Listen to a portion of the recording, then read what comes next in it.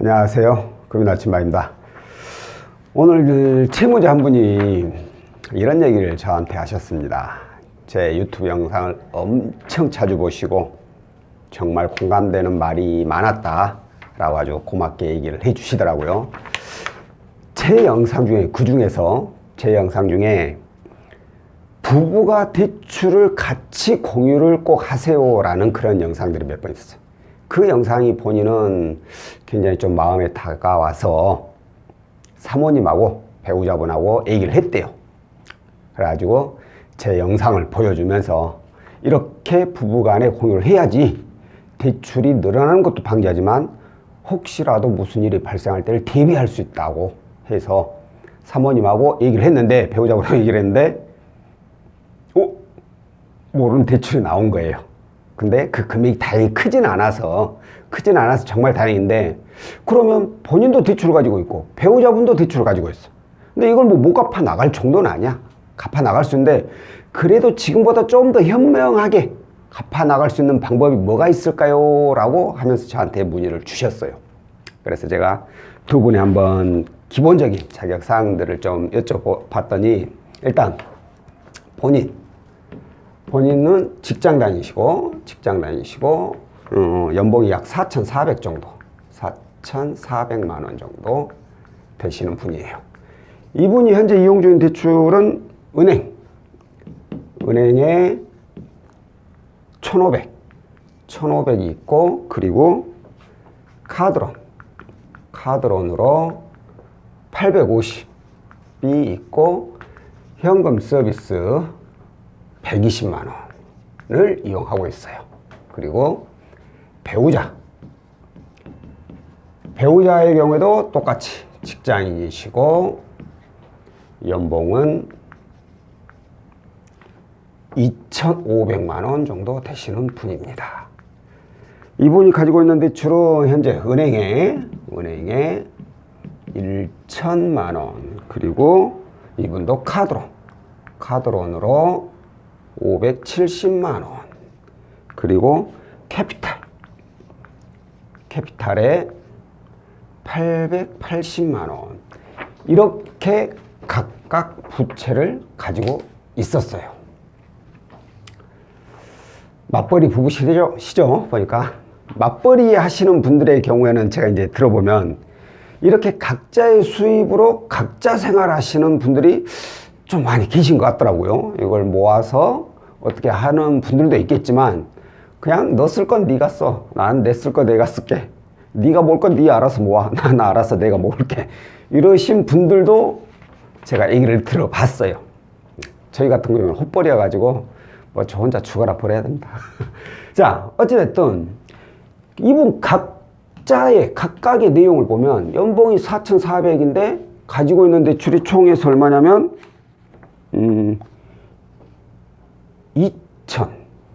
총 2,470만 원이에요. 그러면 연봉 대비 부채 비율이 뭐 50%, 60% 정도밖에 안 하죠.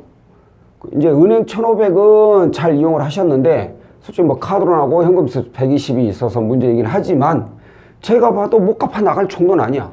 그럼 배우자분 거 연봉 2,500인데 은행에 1,000, 카드론 570, 캐피탈, 그러면 총 2,450만 원. 두 분 다 부채는 똑같네요. 그런데 이분은 연봉 대비 거의 100%, 연봉에 비해서 조금 비율적으로 따지면 많죠. 하지만 뭐 못 갚아 나갈 정도까지는 아닌 걸로 보여요. 이분도 은행은 잘 이용을 했는데 카드론 그리고 캐피탈, 얘가 문제죠. 자, 그러면 여기서 제가 내릴 수 있는 내용이 뭐냐? 아니, 두 분 합해봤자 얼마요? 5천만 원이 좀 안 돼. 거의 5천만 원 정도. 그렇다면 혹시라도 두 분 중에 한 분만으로 부채를 밀어버리고 다른 한 분은 아예 신용을 굉장히 좋게 만들어 놓은 건 어떠시겠냐, 이걸 여쭤봤어요. 그게 가능하냐 이거죠. 왜냐면 누군가 한 명은 희생을 해야 돼. 희생을 한다는 것도 솔직히 아니죠. 어차피 같이 맺고 나가는 건데, 아무래도 대출이 많아지니까 신용점수 많이 하락하고 그러긴 하겠죠. 근데 제 생각에는 그런다고 했어요. 사모님이든 본인이든 대출을 한 군데로 밀어버리자, 몰아버리자. 그러면은 한 사람은 신용을 최대한 좋게 만들어 놓고, 그리고 나서 자 이거 보세요. 총에서 5천만 원이에요. 두 분이 합쳐서 5천만 원. 자 그러면 예를 들어서 자 사모님이 대출이 2,450 거의 연봉이 100% 있어. 그러면 이용하고 있는 대출 내용 보면은 2,470만 원만 대출을 다 받으면 되잖아요. 그러면 정부지원 상품도 이용 안 하고 뭐 일반 신용대출도 나올 수 있을 것 같고, 제가 봤을 때 이 정도 금액이 충분히 대출이 나올 걸로 보여요. 뭐 이금융권이긴 하지만 어쩔 수 없죠. 충분히 대출이 나올 걸로 보여. 그러면 이 2,470을 사모님한테 다 밀어버리자 이거죠. 사모님이 다 대출 받아. 그러니까 대출 받아서 고인권 다 상환해버리자. 깨끗이 상환해버리고 신용을 깨끗이 만들어 놓자 이거죠. 그래가지고 신용을 최대한 올리자. 뭐 몇 개월이 지나더라도, 아니 1년이 지나더라도 신용점수를 일단 최대한 깨끗이 만들어 놓자 이거죠. 그리고 나서 할 게 뭐냐. 고객님 연봉이 4,400이잖아요. 그러면 은행에서 대출이 나올 때 아무리 못해도 3,000, 안 그러면 4,000 정도는 나오지 않겠느냐 이거죠. 그러면 예를 들어서 4천만 원이 은행에서 그때 가서 만약에 나와버린다. 그러면 그때 가서 은행에서 4천을 딱 받는 거죠. 4천. 그러면 이자가 훅 떨어질 거 아니에요. 지금 이거 이용하고 있는 평균 이자보다. 그럼 이 4천만 원 받아가지고 사모님 걸 전액 다 상환을 해버리자.